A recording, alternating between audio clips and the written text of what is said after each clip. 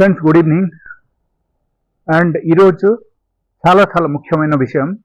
Generally ఇప్పుడు ఉన్న కాలంలో చాలామంది ఈ ప్రాబ్లంతో సఫర్ అవుతున్నారు. And that is nothing but high BP.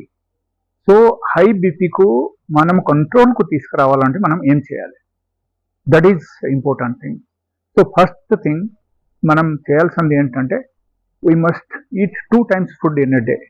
And ఆ 2 times ఫుడ్కు మనం ఏం చేయాలంటే we have to take around 8 hours gap. Minimum 8 hours gap ఉండాలి. 2 times ఫుడ్ తీసుకోవాలి. అండ్ దాంతో పాటు మనం చేయాలి ఏంటంటే 2 పూటలు 10 గ్రాములు అల్లం నమలుకొని మనం తినాలి.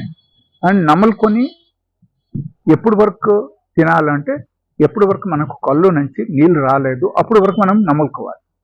సో ఇమ్మీడియట్లీ మనకు డ్రాస్టికలీ బీపీ ఫాలో అవుతుంది అండ్ బీపీ మనకు నార్మలైజ్ అయిపోతుంది.